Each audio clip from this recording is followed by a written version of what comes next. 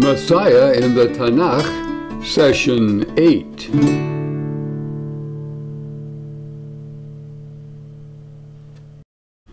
Introduction.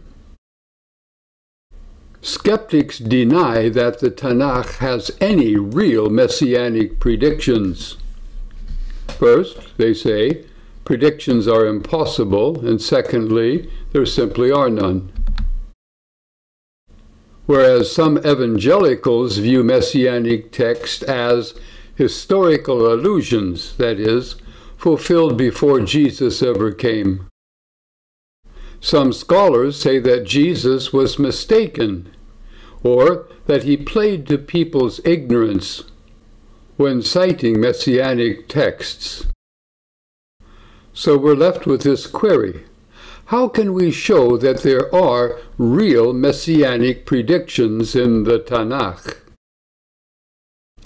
Well, we'll try to demonstrate this with 3 test texts.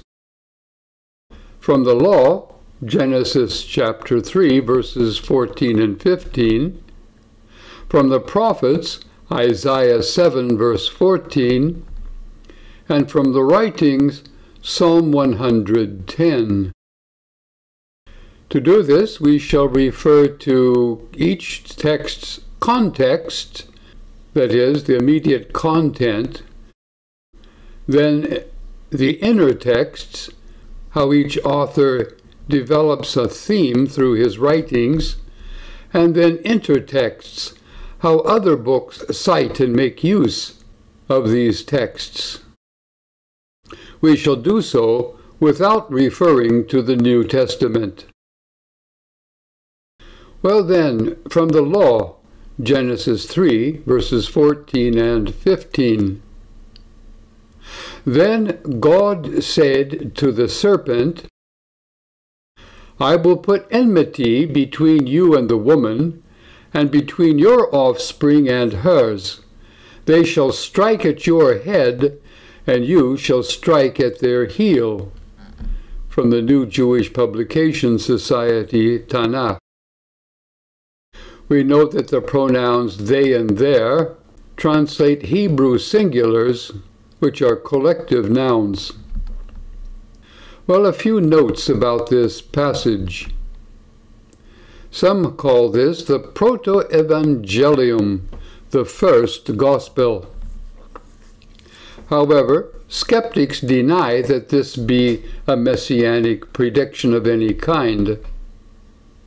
Thus, there is the naturalistic view that this text simply presents humans versus serpents in common life. That the term seed or offspring is a mere collective singular noun, even though in Genesis 14:25 it is used of a singular individual, Seth. However, we note that this text is the first in a theme whereby God extends mercy in the midst of judgment. Let us be reminded that the correct interpretation of any texts is its author's intent and the original reader's understanding of that intent. Still, skeptics deny that this is a messianic text. And then there is the symbolical view, that the serpent is merely a symbol representing a perpetual struggle without hope of relief. Others use the sensus plenior view, taking a naturalistic perspective that snakes bite humans and humans kill snakes. If taken naturalistic, however, then there was no messianic intent. Finally, there is the messianic view, that this text predicts a future coming of an individual who will die while gaining victory over the serpent. What serpent? However, caution is due. This passage does not teach a virgin birth, nor a non-lethal bite to the heel. Well, our thesis then states that the Genesis author intended to introduce a future Redeemer and will identify him in the rest of the Torah. First, we look at the context. These words are addressed to an intelligent being. Secondly, enmity can exist only between moral agents. And only individuals, these mutually mortal blows imply individuals. And then there is the theme of the woman's seed or offspring.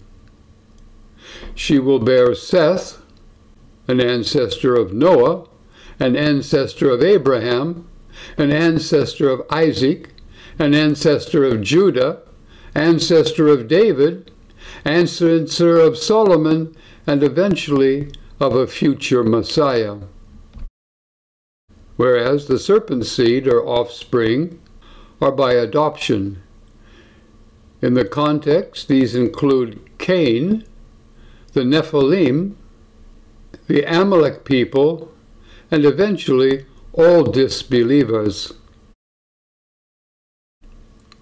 Next, the inner text, whereby God extends mercy in the midst of judgment.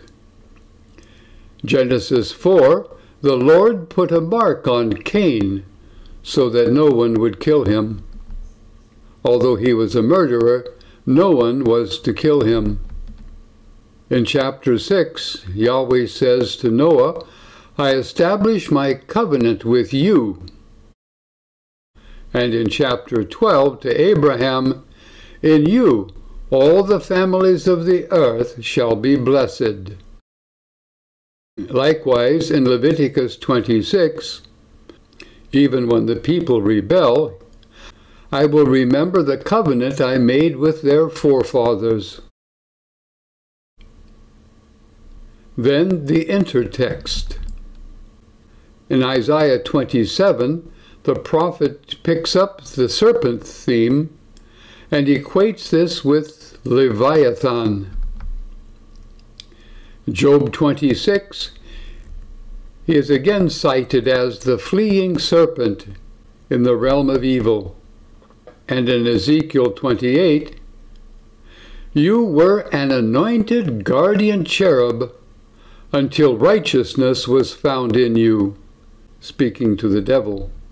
And in Isaiah 63, dust shall be the serpent's food.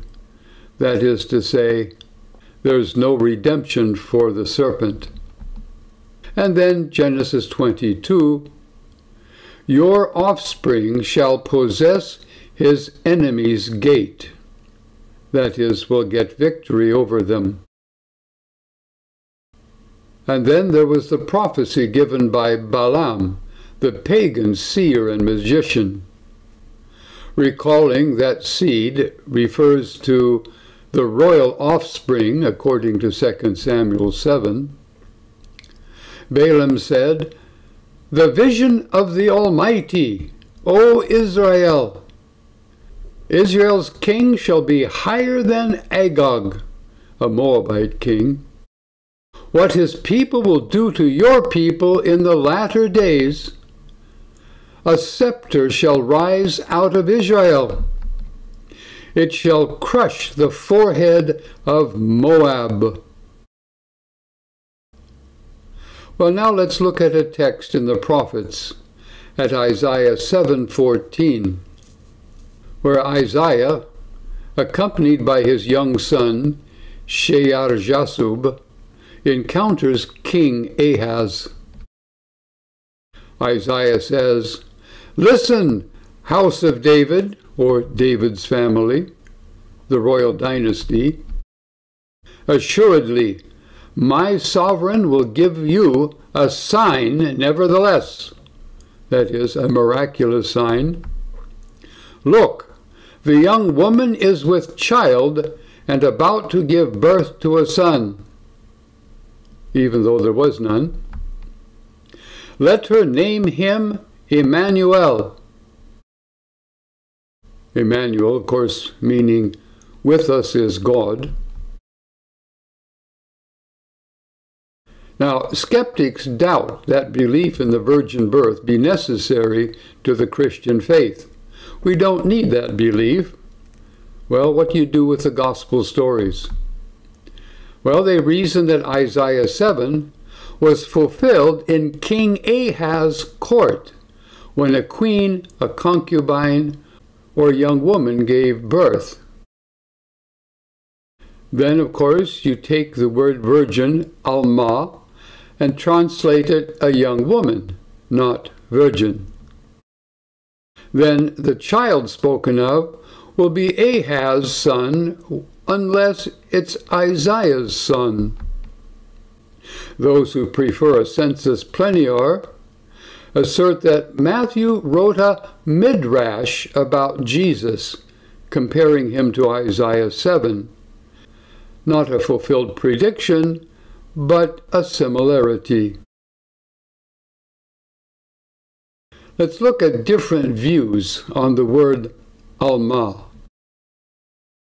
Those who believe in direct predictions say this was fulfilled in the Virgin Mary, the mother of Jesus.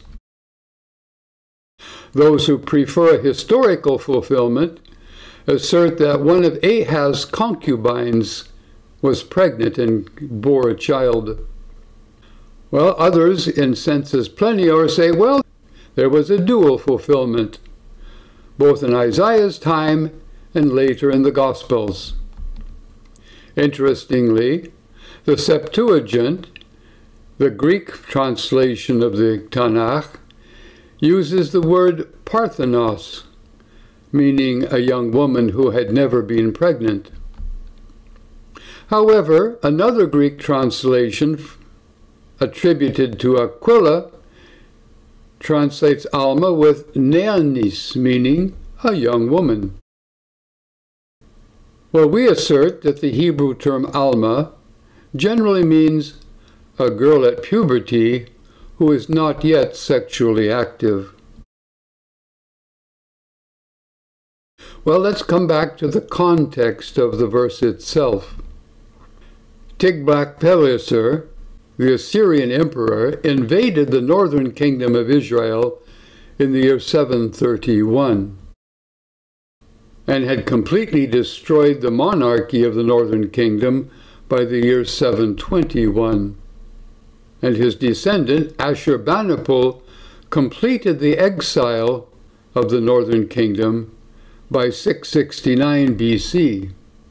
At one point, King Uzziah of Judah, and Rezin of Syria, and Pekah of Israel actually tried to attack Jerusalem in the year 734, threatening to put an end to the house of David, that is, the Davidic lineage. We also note that this wicked King Ahaz had actually burned his first son as a sacrifice to the wicked god Moloch. Now, the content of this passage, it was Isaiah, along with his young son Shear-Jashub, who came to see King Ahaz, to whom Isaiah predicted 3 signs. First, a mid-range sign in verses 7 through 9, whereby within 65 years, the tribe of Ephraim would no longer be an existing people group. Then he gave a long-range prediction when he said, "A virgin is pregnant." Only a pregnant virgin could be a miraculous sign. And then a short-range prediction in verses 16-25, whereby he seems to say that before Shear-Jashub matures, Assyria will invade the north. Those alive did see Assyria invade the north. Their children, within 65 years, did see Ephraim cease to be a people group. And because of the short-term and the mid-range predictions were fulfilled, so Israel believed that eventually there would be a pregnant virgin. They waited for years. Now, in the inner text, what else does Isaiah say about these predictions? Well, in chapter 9, he records, "For a child has been born to us, a son has been given us, and authority has settled on his shoulders." Knowing that Hebrew verbs do not have past, present, or future tense, if this is still a prediction, then you could legitimately translate, "A child will be born to us, a son will be given to us, and authority will settle upon his shoulders." David's throne and kingdom will be firmly established. Throne asserts that the covenant which Yahweh made with David will be confirmed. More inner text, in chapter 11, "A shoot shall grow out of the stump of Jesse," referring to David. "The Spirit of God shall alight upon him, a spirit of wisdom and insight. Nations shall seek his counsel, and his abode shall be honored." Jesse, remember, was King David's father, and the Messiah would be a descendant of King David. And the intertext. The prophet Micah exclaimed, "And you, O Bethlehem of Ephrath, from you one shall come forth to rule Israel for me, one whose origin is of old. Truly, God will leave them helpless until she who is to bear has born." The geographical and parental origins of the Messiah. Remember, Micah was a contemporary of Isaiah. So Isaiah may have been alluding to Micah, Micah to Isaiah, or both of them sharing a common theme. Let's go on and look now at the writings in Psalm 110, which reads, "Of David, a psalm. The Lord said to my Lord, sit at my right hand while I make your enemies your footstool." We note two occurrences of the word Lord. The first is the divine name, and the second, the Hebrew word Adon, can mean anyone of superior status.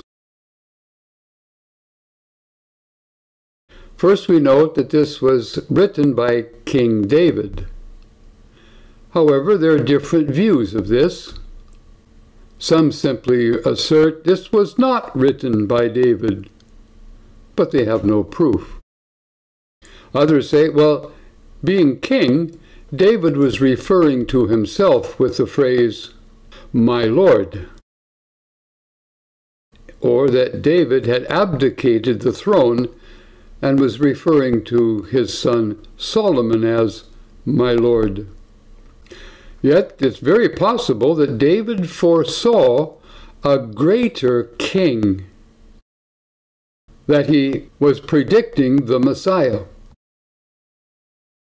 Even though "my Lord" in most texts refers to a human being, in Joshua 5:14 it refers to the divine angel of the Lord. Now, Psalm 110 relates to the preceding Psalms and to the following Psalms. The author's intent then, quote, "The last word of David, God has made with me an everlasting covenant." And even though the Psalms were assembled probably during the exile, those God-inspired redactors both deepened and clarified the psalm's messianic intent. Thus Psalms 107 through 109 contain pleas for deliverance. Psalm 110 foretells the coming deliverer, and Psalms 111 through 113 express praise for the coming deliverance. Let's look at the context of Psalm 110. First, this is addressed to my Lord, to someone who is superior to David. That Lord will share the authority of the Lord God. He will rule in Zion over his enemies. People will submit to his power, and he will perform priestly work, being protected by Adonai, another divine name, and he will judge nations and rulers. Now, only the Messiah fits this profile. Well, let's look at an inner text. In Psalm 2, kings of the earth take their stand, and regents intrigue together against the Lord and against his anointed, that is, his Messiah. The Lord said to me, "You are my son. I will make the nations your domain, your estate, the limits of the earth." This has never yet happened. Again, only the Messiah fits this profile. And an intertext. Daniel wrote about his vision. Thrones were set in place, and the Ancient of Days took his seat, an ancient name of God. As I looked on in the night vision, one like a human being came with the clouds of heaven. All nations must serve him. His dominion shall not pass away. Only Messiah fits this profile. Well, let's try to draw a conclusion. We have looked at three passages. In the law, Genesis 3:14 through 15. In the prophets, Isaiah 7:14. And in the writings, Psalm 110. Thus we note that the three divisions of the Tenach each present messianic predictions.